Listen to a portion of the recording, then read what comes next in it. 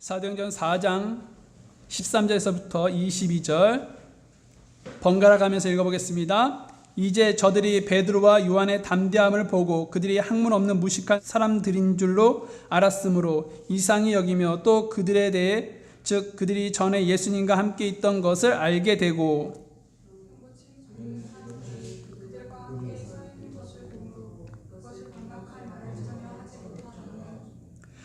저들이 그들에게 공회 밖으로 나가 있으라고 명령하고 자기들끼리 의논하여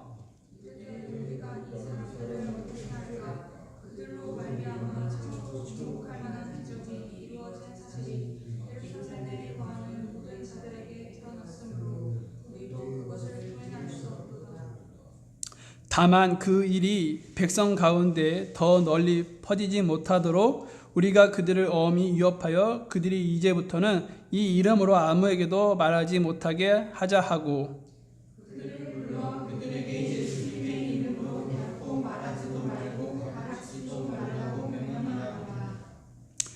그러나 베드로와 요한이 그들에게 응답하여 이르되 너희 말을 듣는 것이 하나님의 말씀을 듣는 것보다 하나님의 눈앞에서 옳은지 너희가 판단하라.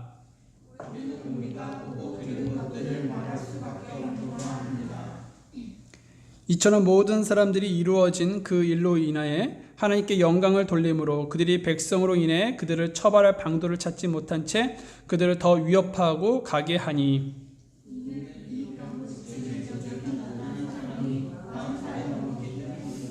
어머니 태에서부터 걷지 못하던 사람이요 예수 그리스도의 이름으로 고침받고 일어나서 걷게 되었습니다. 여러분 이 사건은요 큰 복이었습니다. 누구에게요? 베드로에게 큰 복이었다라는 것이지요. 사람들에게는 또 이 사건이 어떠한 사건이었습니까? 하나님의 존재를 확실히 입증했던 사건이기도 했지요. 또 교회에게는요 이 일로 인해 더 많은 사람들이 예수님을 믿고 또 부흥의 물결 속으로 들어가게 된 그런 사건이었다라는 것입니다. 반면에 사내들인 그런 공회원들에게는 이 사건이 큰 위기였다라고 할 수 있습니다. 왜냐하면 순식간에 남자만 몇 명입니까? 5,000명쯤이 예수님을 믿게 되었기 때문이라는 것입니다. 이것은 복음이 걷잡을 수 없이 확장이 되었던 그런 증거라고 볼 수 있습니다. 공회원들은 이대로 사도 베드로와 요한을 그냥 놔둬서는 안 되겠다라고 생각을 하고 그들을 당장에 그들의 생명을 해하고 싶었습니다. 하지만 해가 저물었습니다. 해가 저물었다는 것은 생명에 관한 어떠한 그런 재판도 할 수 없는 그러한 관례법에 있었기 때문에 이 사도들을 잡아서 죽이지는 못하고 감옥에 가두었습니다. 다음 날이 되자 그들은 사도들을 이제 신문하기 시작했습니다. 너희가 무슨 권능으로 이러한 일을 행하느냐, 또 너희들은 어떤 이름으로 이 일을 행하느냐라고 공회원들은 베드로와 요한에게 물었습니다. 이에 베드로가 뭐라고 대답했습니까? 자신들이 행한 일들은 자신의 권능이 아니라 너희들이 십자가에 못 박아서 죽인 예수 그리스도께서 걷지 못한 자를 이와 같이 걷게 했다라고 증언했습니다. 그러면서 예수님은 너희가 십자가에 못 박아 죽였지만 하나님께서 그분을 살리셔서 하나님과 죄인을 연결하는 모통의 머릿돌이 되게 하셨다라고 그는 담대하게 선포했습니다. 그리고 예수 그리스도의 이름만이 모든 사람을 구원할 유일한 이름이라는 사실을 전했습니다. 이러한 일들의 증언 앞에 공회원들은 어떠한 반응을 보였습니까? 오늘 본문에서 그것을 말해주고 있는데요. 13절 말씀을 다시 한번 보겠습니다. 13절 말씀 읽겠습니다. 시작. 이에 저들이 베드로와 요한의 담대함을 보고 그들이 학문 없는 무식한 사람들인 줄로 알았으므로 이상히 여기며 또 그들에 대해 즉 그들이 전에 예수님과 함께 있던 것을 알게 되고 네. 공회원들은요, 즉 유대교 최고 지도자들은요, 지금 베드로의 증언 앞에 모두 다 이상히 여겼다라고 지금 기록하고 있다라는 것입니다. 여기서 이상하다라는 것은요, 본래 깜짝 놀랐다라는 그런 의미가 담겨져 있습니다. 그래서 베드로의 말을 듣고 그곳에 모여있던 유대교 최고 지도자들은요, 깜짝 놀랐다라는 것이죠. 그러면 왜 그들은 이렇게 깜짝 놀랐던 것입니까? 그것은 여러분, 베드로와 요한이 담대하게 하나님의 말씀을 전했기 때문이라는 것입니다.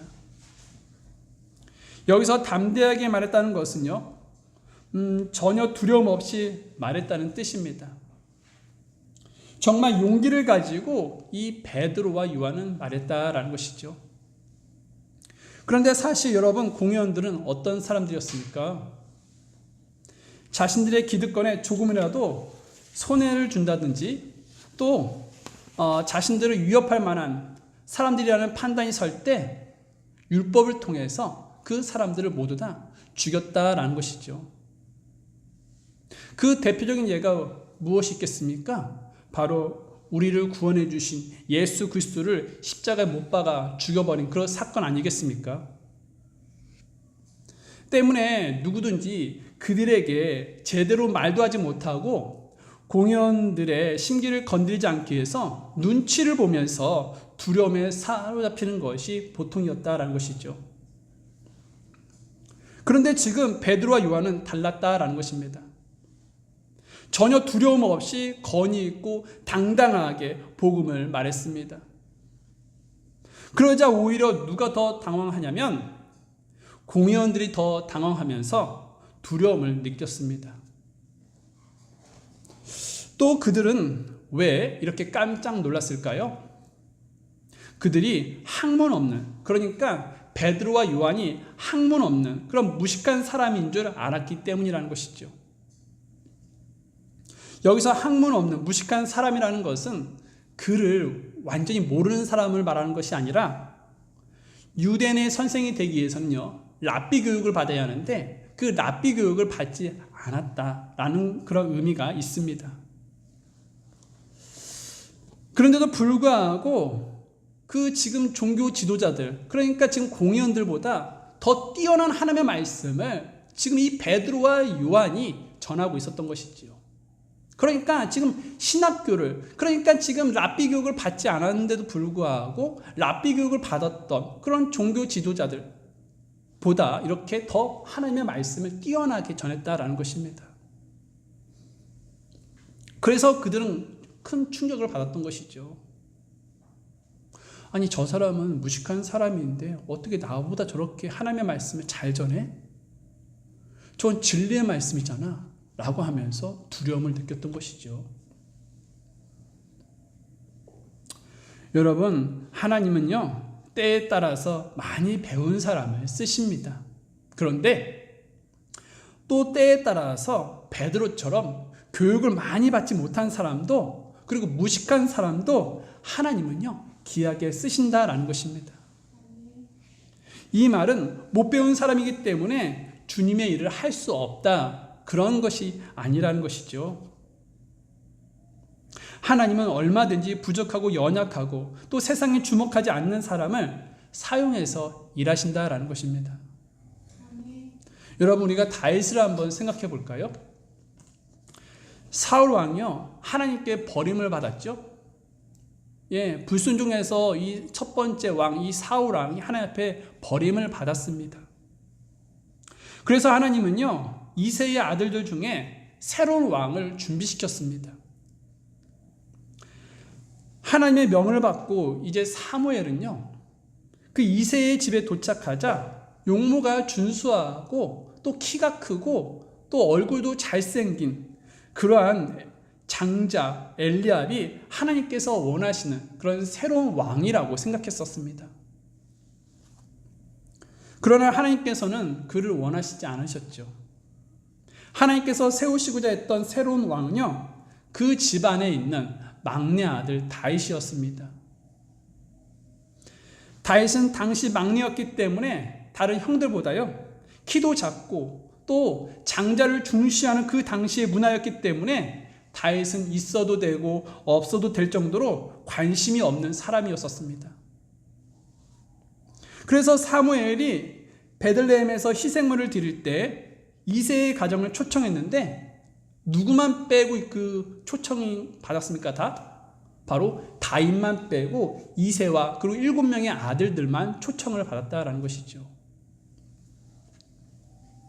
그래서 이새와 그의 7명의 아들들만 사무엘이 희생물을 드리려고 했을 때 참석했다라는 것입니다.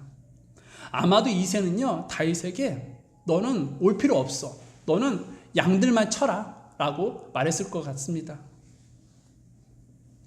다윗은 그만큼 가족에게도 소외당하고 외면당하며 심지어 가족 중 하나라도 취급받지 못한 사람일지도 모르겠습니다.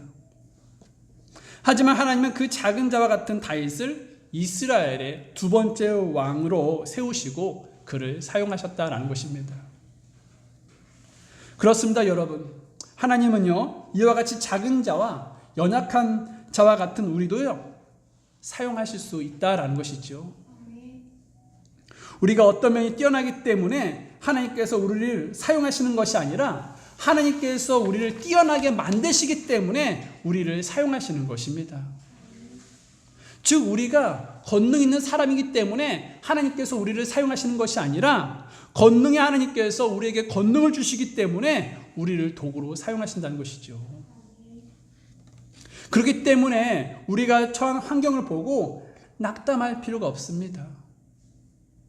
주어진 일에 우리는요 최선을 다하면서 신실한 모습을 보이면 되는 것이죠. 여러분 사실 다윗은요 8번째 아들로서 태어나서 존재감이 없었을 텐데도 불구하고 들에서 양을 치라는 그런 아버지의 말씀에 따라서 목숨을 걸면서 그 양들을 지켰다라는 것이지요. 그렇게 작은 일에도 다윗은 하기 싫어하지 않았습니다. 귀찮아하지 않았습니다. 불평하지 않았습니다. 다윗은 그 양을 치는 일에 최선을 다하며 열심히 일했다라는 것이죠. 그랬을 때 하나님은 다윗에게 더 많은 일들을 맡기셨다라는 것입니다. 또 큰 일도 감당하도록 하나님은 허락하셨습니다. 여러분, 우리의 삶은 작은 일들로 이루어져 있죠. 작은 일에 신실하지 못하면 결국 큰 일을 하게 된 그런 기회를 놓치게 될 수밖에 없는 것입니다. 작은 일에 최선을 다하는 것이 하나님께 귀하게 쓰임받는 그러한 비결이다라는 것이죠. 그러므로 지금 주어진 그런 작은 일에 또 하찮은 일에 그리고 주목받지 않는 그 일에 우리는 최선을 다하며 신실할 수 있기를 바랍니다. 그러면 하나님께서 크든 작든 관계없이 그 모든 일에 함께 하실 것이며 나중에는 그러한 신실함을 보시면서 다윗을 그 이스라엘의 두 번째 왕으로 사용하셨던 것처럼 우리들도요 하나님께 귀하게 쓰임받는 날이 오게 될 것을 믿을 수 있기를 바랍니다. 자, 또 베드로의 증언 앞에 공회원들은 어떠한 반응을 보였습니까? 14절 말씀을 한번 살펴봤으면 좋겠습니다. 14절 읽겠습니다. 시작. 병고침을 받은 사람이 그들과 함께 서 있는 것을 보므로 그것을 반박할 말을 전혀 하지 못하더라. 네, 지금 그들은요 반박할 말을 전혀 하지 못했다라고 성경은 기록을 하고 있죠. 왜 그럴까요? 네, 증거가 있었기 때문이라는 것입니다. 그 증거가 무엇입니까? 어머니 태에서부터 걷지 못하던 사람이 병고침을 받고 베드로와 요한과 함께 서 있었기 때문이라는 것이죠. 이 사람이 그들과 함께 서 있었다는 것은 예수님께서 살아계시다는 그러한 확실한 증거였다라는 것입니다. 때문에 예수 그리스도의 이름이 퍼져나가고 또 사도들이 사람들의 관심을 끄는 것에 공회원들은 무척 화가 났습니다. 하지만 그가 걷게 되었다는 분명한 증거가 있었기 때문에 그들은 어떤 말로도 그 베드로와 요한의 말에 반박할 수가 없었다는 것입니다. 공회원들이 도무지 반박할 말이 없었기 때문에 잠시 베드로와 요한을 나가라고 명령을 한 뒤에 그들끼리 대책 회의를 하기 시작했습니다. 본문 15절과 16절을 한번 읽어보겠습니다. 시작. 저들이 그들에게 공회 밖으로 나가 있으라고 명령하고 자기들끼리 의논하여 이르되 우리가 이 사람들을 어떻게 할까? 그들로 말미암아 참으로 주목할 만한 기적이 이루어진 사실이 예루살렘에 거하는 모든 자들에게 드러났으므로 우리도 그것을 부인할 수 없도다. 네. 베드로와 요한을 공회에서 지금 내보낸 후에 지금 공회원들은요, 사도들을 어떻게 처리를 하면 좋은지 의논을 하고 있는 것입니다. 그들은 서로 이 사람들을 어떻게 할까라고 물었습니다.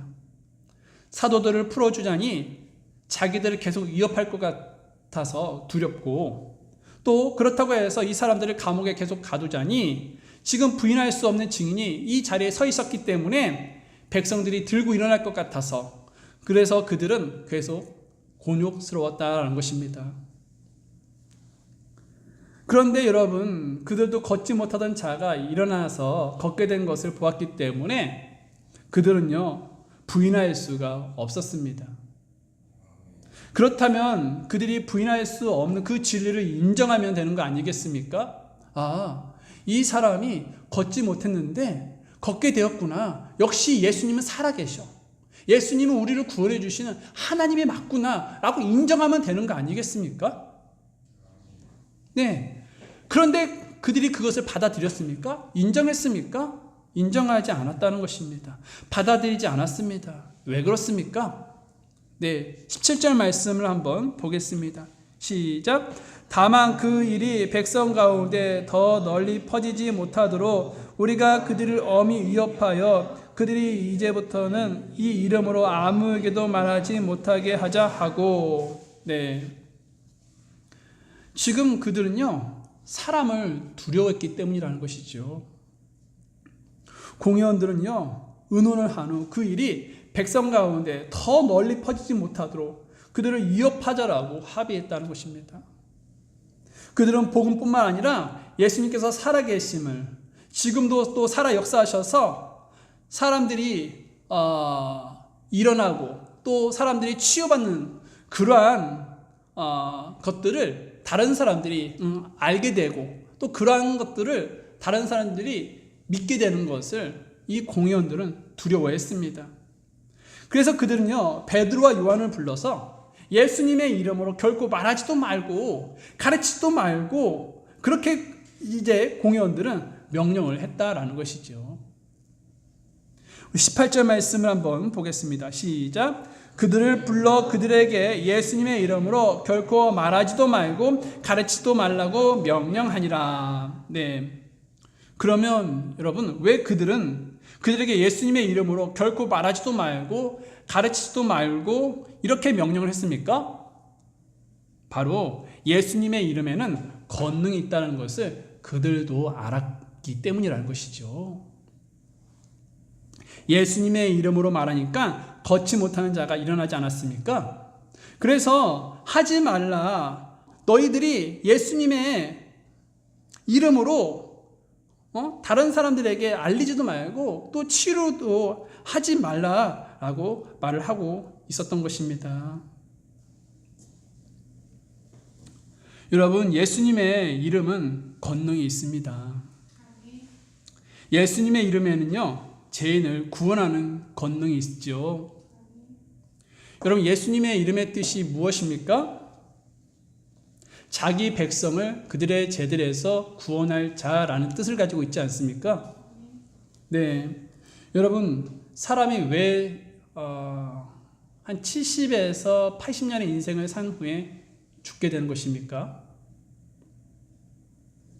그것은 바로 사람이 죄가 있기 때문에 사람은 죽을 수밖에 없는 것입니다. 아담을 생각해 보세요. 아담은 하나님께서 처음에 이 아담이 죄가 없었기 때문에 영원토록 살 수 있는 그런 존재로 하나님은 만드셨지 않습니까? 그러나 아담이 선악과를 따먹은 후에 그 아담에게는 죄가 들어왔고 죽음이 들어왔다라는 것이죠. 우리들도 마찬가지라는 것이죠. 사람은 이렇게 죄가 있기 때문에 죽음이 찾아올 수밖에 없는 것입니다. 로마서 5장 8절에 보면 우리가 아직 죄인이었을 때에 그리스도께서 우리를 위해 죽으심으로 하나님께서 우리를 향한 자신의 사랑을 당당히 제시하시느니라 라고 말씀하고 있습니다. 예수님은 사람의 죄와 또 죽음의 문제를 해결하라고 부활하셨죠. 그러므로 여러분, 예수님만이 우리의 구원자가 되시는 것입니다. 사도행전 4장 12절 말씀에 보게 되니까 다른 사람 안에는 구원이 없나니 하늘 아래에서 우리를 구원할 다른 이름을 사람들 가운데 주지 아니하셨느니라 라고 말씀하고 있습니다. 그러므로 오직 예수님의 유일한 이름임을 믿을 수 있기를 바랍니다. 또 예수님의 이름에는요, 어떠한 능력이 있냐면요, 기도 응답을 받을 수 있는 능력이 있다라는 것이죠. 예수님은요, 기도할 때 누구 이름으로 기도하라고 우리에게 명령하셨습니까? 네, 바로 예수님의 이름으로 우리에게 기도하라고 말씀하셨습니다. 정말 그런지 한번 살펴보겠는데요. 요한복음 14장 14절 말씀을 한번 보겠습니다. 요한복음 14장 14절입니다.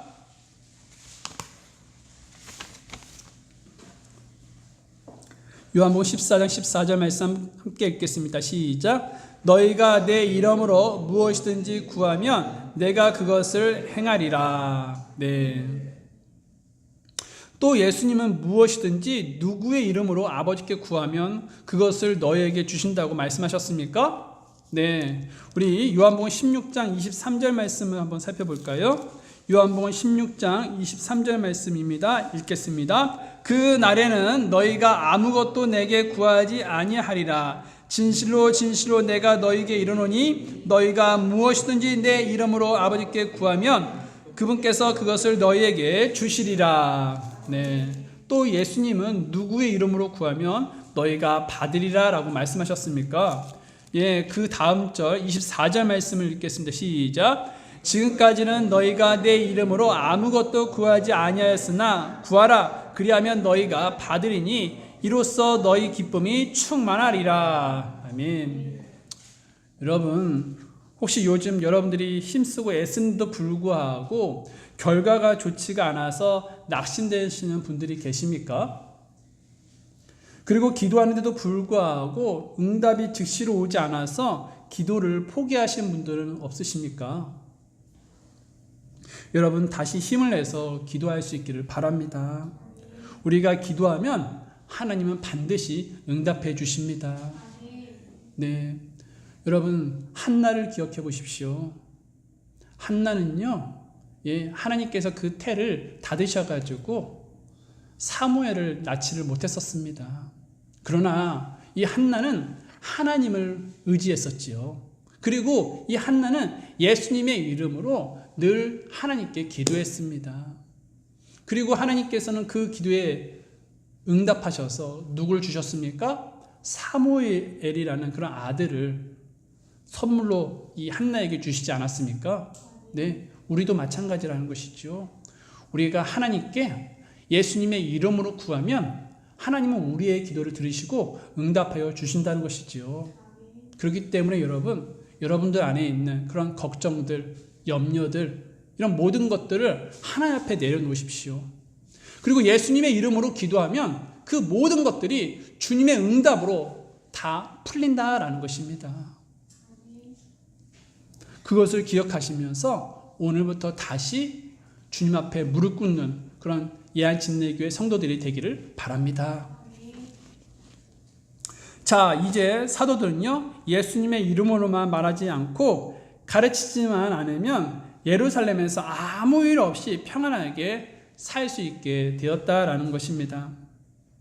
그러니까 여러분, 지금 사도들은요, 공의원의 제안을 타협만 하면요, 그들은 안전하게 지낼 수 있게 되었다라는 것입니다.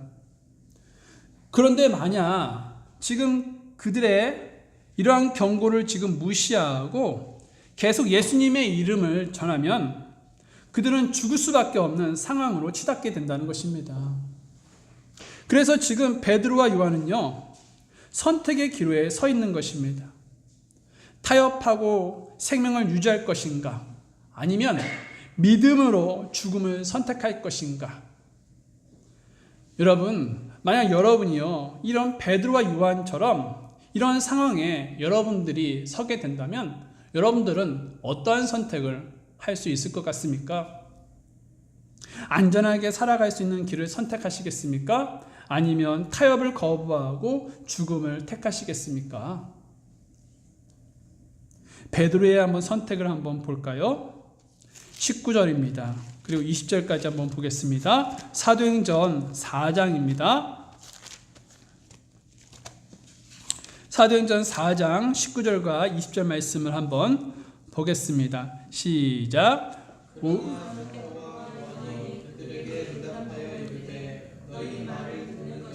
하나님의 말씀을 듣는 것보다 하나님의 눈앞에서 옳은지 너희가 판단하라. 우리는 우리가 보고 들은 것들을 말할 수밖에 없노라 하니라. 네. 여러분, 베드로가 어떤 사람이었습니까? 불과 몇 달 전만 해도 예수님을 저주하고 맹세하면서 나는 예수님을 알지 못해 라고 부인했던 자 아니었습니까?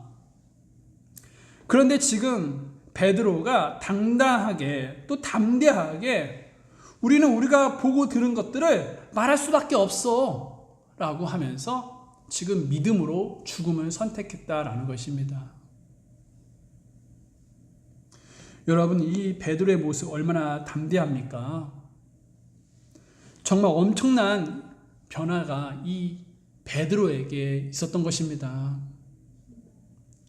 그러면 이 베드로는 어떻게 해서 이렇게 엄청난 변화가 있을 수 있었겠습니까? 우리가 전 시간에 배웠던 것처럼 이 베드로는요, 성령님으로 충만했기 때문에 이러한 변화가 있었던 것입니다. 사도행전 4장 8절 말씀을 보게 되면 그때 베드로가 성령님으로 충만하여 그들에게 이르되 너희 백성의 치리자들과 이스라엘의 장로들아. 여러분, 베드로는요 성령으로 충만했기 때문에 이와 같은 담대한 모습을 보일 수 있었다라는 것입니다. 그리고 또 그는 왜 이러한 변화가 있었냐면 오늘 본문에서 말해주고 있는데요, 하나님의 눈앞에서 나는 그런 믿음을 이 베드로가 가지고 있었기 때문이라는 것입니다. 여러분, 앞서 19절을 다시 한번 보십시오. 지금 베드로는요 공회원들 앞에서 너희 말을 듣는 것이 하나님의 말씀을 듣는 것보다 하나님의 눈앞에서 옳은지 너희가 판단하라 라고 했습니다. 베드로는 자신이 공회원 앞에 서 있는 것이 아니라 하나님의 눈앞에서 서 있다는 것을 말하고 있는 것이죠. 이것이 지금 이 자리에서 하나님께서 함께 하시고 자신을 하나님께서 보고 있기 때문에 너희 말보다 나는 하나님의 말씀을 더 듣는 것이 더 중요하다라고 지금 이 베드로가 말을 하고 있는 것이죠. 바로 이것을요 라틴어로 코람 데오라고 부르고 있습니다. 여러분, 코람의 뜻은요 앞에서라는 뜻을 가지고 있고요, 데오는 많이 들어봤죠? 하나님이라는 뜻입니다. 베드로는 이와 같이 코람 데오의 믿음이 있었습니다. 즉 하나님의 눈앞에서라는 그런 믿음이 있었다라는 것이죠. 그는 하나님께서 자신을 지켜보고 계신다는 믿음을 가지고 있었습니다. 이런 자세가 베드로에게 있었기 때문에 베드로는요 어떤 위협과 협박에도 불구하고 조금도 흐트러짐 없이 오직 하나님께서 기뻐하시는 그 길을 선택할 수 있었다라는 것입니다. 우리도 이러한 자세가 필요하겠습니다. 우리의 삶이 항상 하나님의 시선 아래 있음을 믿고 사람을 의식하는 것이 아니라 또 사람에게 보이게 한 삶이 아니라 하나님의 시선을 의식하면서 하나님의 눈앞에서 살아가는 그러한 성도들이 될 수 있기를 바랍니다. 여러분, 공의원들은요 베드로의 말을 듣고 분노가 치밀었습니다. 그러나 지금 공의원들은요, 사도들을 처벌할 방도를 찾을 수가 없었습니다. 왜 그렇습니까? 21절 말씀을 한번 볼까요? 시작. 이처럼 모든 사람들이 이루어진 그 일로 인해 하나님께 영광을 돌림으로 그들이 백성으로 인해 그들을 처벌할 방도를 찾지 못한 채 그들을 더 위협하고 가게 하니. 네. 공회원들은 엄청 화가 났지만 백성들로 인해서 지금 사도들을 처벌할 방도를 찾을 수가 없다라고 말을 하고 있는 것이죠. 그러면 백성들이 어떻게 했기에 분노한 공회원들이 그 베드로와 요한을 처벌할 그러한 것들을 두려워하고 또 꺼려하고 있는 것입니까? 그것은 모든 사람들이 걷지 못한 자가 일어나서 걷는 일로 인해서 하나님께 영광을 돌렸기 때문이라는 것입니다. 상황이 이렇게 돌아가다 보니까 공회원들은요, 도무지 사도들을 처벌할 수가 없었던 것입니다. 여러분, 여기서 우리는 하나님의 일하심을 볼 수가 있습니다. 베드로와 요한이 무슨 힘이 있겠습니까? 배우지도 못한 사람이었기 때문에 높은 그런 관리직에 있는 사람들을 알지도 못했을 것이고, 또 이 베드로는요, 가난한 어부였기 때문에 돈으로 무죄를 청탁할 수도 없었던 그러한 위치에 있었다라는 것입니다. 그런데도 불구하고 어떻게 사내들인 공의에서 무죄로 풀려나올 수 있었겠습니까? 그것은 전능하신 하나님께서 일하셨기 때문이라는 것입니다. 여러분, 하나님께서 일하시면 풀리지 않는 문제가 없습니다. 사람이 아무리 강하게 막으려고 해도요, 하나님께서 일하시면 막고 있는 벽이 허물어지는 것입니다. 닫혔던 문이 또 열리게 되는 것이고요. 홍해를 한번 생각해 볼까요? 여러분, 이스라엘이 이제 이집트를 빠져나와서 이제 가나안 땅으로 향해 갔을 때에 그 앞에 뭐가 있었습니까? 성경은 그 앞에 홍해가 있었다라고 말을 해주고 있습니다. 뒤에는 뭐가 있다고 했습니까? 네, 이집트의 군사들이 쫓아오고 있었다라고 성경은 말을 하고 있죠. 그랬을 때 우리 하나님은 어떻게 했습니까? 네, 그들에게 이 홍해를 건널 수 있도록 그 홍해를 두 갈래로 가르지 않았습니까? 그래서 이스라엘이요, 그 홍해를요, 마른 땅처럼 그 길을 걸어갔다라고 성경은 기록하고 있습니다. 여러분, 하나님이 일하시면요, 불가능한 일이 없다라는 것이죠. 그런 하나님이 우리 하나님이시라는 것입니다. 그런데 왜 여러분, 그 하나님의 일하시면 되는데도 불구하고 왜 염려하고 있어요? 왜 걱정하고 있냐 이것이죠. 왜 문제 때문에 시름시름 앓면서 잠을 못 자냐 이것이죠. 하나님이 일하시면요, 못하시는 것이 없습니다. 홍해를 가르치는 주님, 그분이 우리 하나님이심을 여러분 믿고요, 주님을 의지할 수 있기를 바랍니다. 22절을 잠깐 보겠습니다. 이는 이 병 고침의 기적이 나타난 사람이 40살이 넘었기 때문이더라. 모든 사람이요, 여러분, 걷지 못하던 사람이 걷는 모습을 보고 하나님께 영광을 돌린 것은 걷지 못하는 사람이 그 사람의 나이가 40살이 넘었기 때문이라는 것입니다. 이 사람의 나이가 40살이라는 것은 무엇을 말해줍니까? 네, 이 사람이 걷는다는 것은 불가능한 일이었다라는 것을 말해주고 있는 것이죠. 사람이 할 수 없는 일이 지금 일어난 것입니다. 이것은 하나님께서 하신 일이죠. 이것이 분명하니까 모든 사람들이 하나님께 영광을 돌렸다라는 것입니다. 이러한 하나님의 일하심이 저와 여러분 안에, 또 여러분의 가정 안에, 직장 안에 있을 수 있기를 바랍니다.